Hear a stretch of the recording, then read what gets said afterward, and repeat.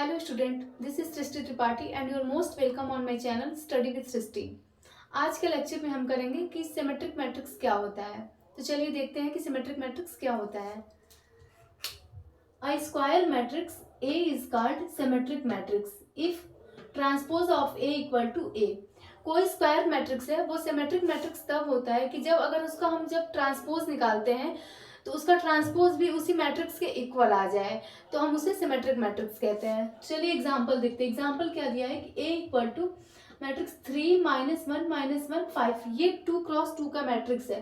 तो अब हम देखेंगे कि ये सिमेट्रिक मैट्रिक्स है कि नहीं है। तो चलिए देखते हैं।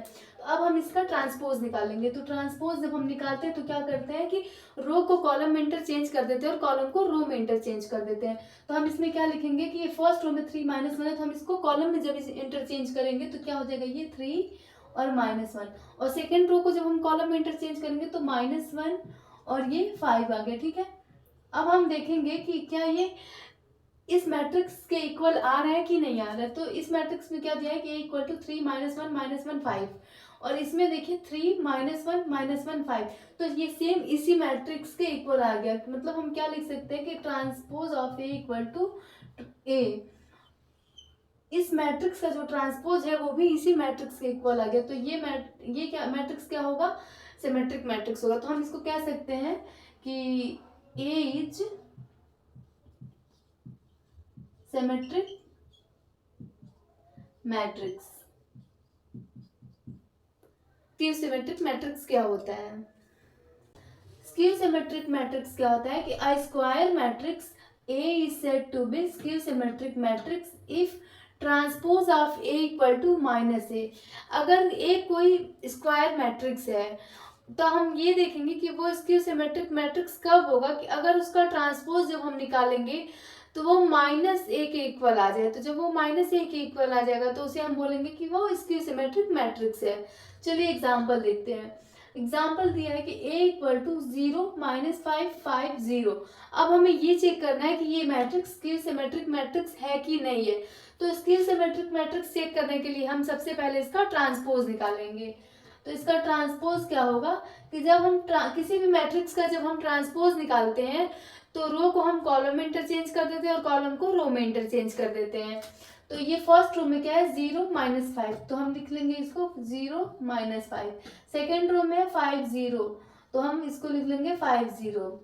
अब हम इसका ये ट्रांसपोज निकाल दिए। ठीक है, अब हम ये देखेंगे कि ये स्क्यू सिमेट्रिक मैट्रिक्स है कि नहीं है। तो क्या करेंगे हम कि इसमें से अगर माइनस जब हम कॉमन लेंगे तो ये माइनस बाहर आएगा। तो यहाँ पे 0 और ये +5 है तो यहाँ पर -5 आ जाएगा और ये -5 है तो +5 आ जाएगा और ये 0। तो अब हम ये देखेंगे कि ये माइनस साइन यहाँ पर है माइनस, और ये सेम मैट्रिक्स A की तरह है कि मैट्रिक्स A क्या है कि 0 -5 5 0। तो ये भी 0 -5 5 0, तो हम इसको लिख सकते हैं A। अब हम ये देख रहे हैं कि transpose of A equal to क्या आ गया हमारा -A। तो जब ये transpose of A equal to -A आ गया तो अब हम ये बोलेंगे कि ये जो मैट्रिक्स है ये स्क्यू सिमेट्रिक मैट्रिक्स है।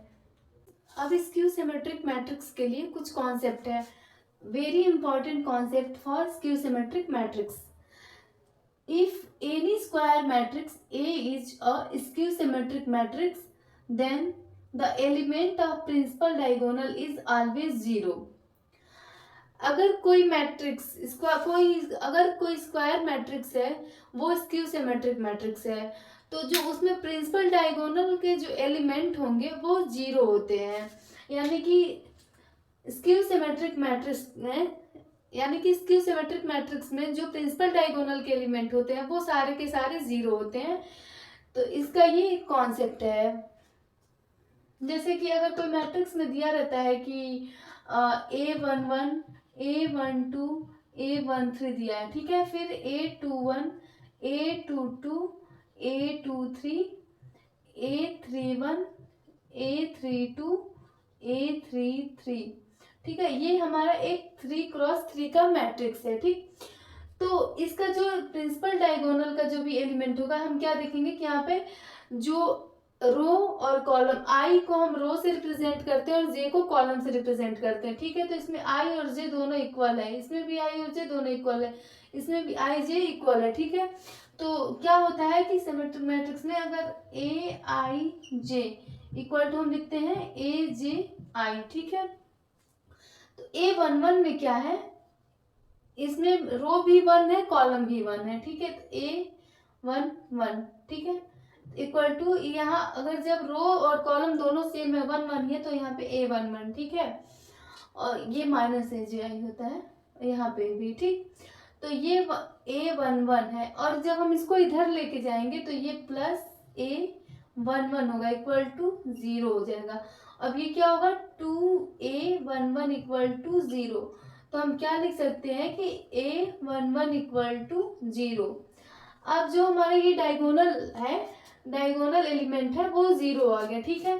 फिर ऐसे हम देखेंगे कि जब A22 लेंगे हम, ठीक है, A22 equal to minus A22 लेंगे, ठीक है, क्योंकि रो और कॉलम दोनों सेम है। तो आई और जे, आई भी 2 है, जे भी 2 है, तो हम जे की जगह पर 2 और आई की जगह पर 2 लिख दिए हैं।